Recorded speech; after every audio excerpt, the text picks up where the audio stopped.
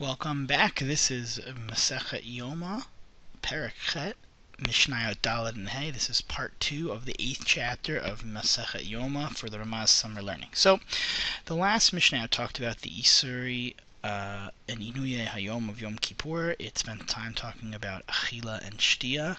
And this one is going to continue that, talking about who is obligated and exempt from fasting on the fast day of Yom Kippur, and some of the aspects of Pikuach Nefesh, which means saving one's life or not putting one's life at risk in order to fulfill the requirement to fast. So, Mishnah Dalet states,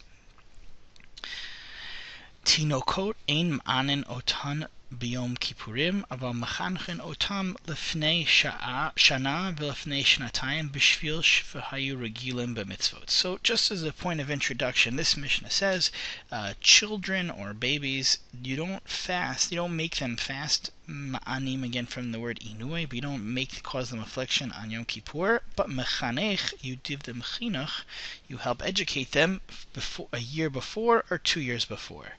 B'shvil shahayu regilim b'mitzvot, so that they will be accustomed to doing this mitzvah. Now, what's interesting here is that there's a concept called chinuch, a mitzvah of chinuch from the rabbis, that every mitzvah you're supposed to start teaching children before their bar mitzvah how to do them. So that's why you try to teach kids how to daven. You have them wear tzitzit even before they reach the age of bar mitzvah. You teach them how to teach people how to keep the mitzvah of Shabbat. All these type of things you do before they reach the age of bar mitzvah. Now, in general, anytime a person wants to teach a child how to do mitzvah, if they're ready to do it, you can do it, and you should. And they do the mitzvah just like a regular person.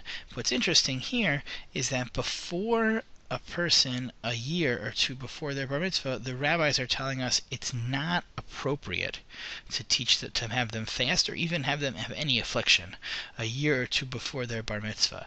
So that's an interesting thing, that while in general all mitzvah we try to teach children how to do them and perform them appropriately, for the mitzvah of fasting on Yom Kippur we do not advocate or even endorse children fasting before it's age appropriate, a year or two before, and even the year or two before.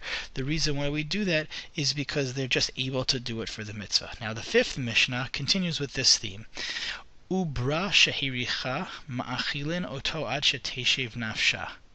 A pregnant woman that smells food and wants to eat, you let her eat this food until her teshev nafsha, her really literally means her soul is settled, or her her emotions are settled. She gets settled down. She's not starving anymore. She doesn't have the craving to eat. That's the first part. The second part of the Mishnah. Chola ma'achilin oto al pi b'kiyim. A person who's ill, and the assumption here is ill, is very sick, a chola sheyesh bo sakana, a sick person whose life is at risk, you feed them food based on an expert. An expert being a doctor who will tell you, oh, this person is this sick and they need to eat this much. But the Mishnah continues in the addendum to the second part. V'im ein sham b'kiyin. Let's say there are no experts around. You're in shul and there are no doctors around. Ma'achilin oto al pi atzmo ad sheyomar dai. You feed this sick person based on what they say to do. Until they say, die, it's enough. Now, it's interesting to note here in the beginning of the Mishnah, it tells us, Ubra shehiricha ma'achilin ota ad sheteshev nafsha. So what's talking about is, let's say a woman smells food, like a very strong smell, and then she gets an intense pain that she has to eat. So a pregnant woman must fast on Yom Kippur and Tisha B'Av. They don't have to fast on any of the minor fasts, but they have to fast on Tisha B'Av. The assumption being that fasting for one day will not put someone's life at risk. That's usually the case. Women have been doing this for centuries. They fasted on Yom Kippur. My wife fasted. My mother-in-law fasted. My sisters-in-law fasted.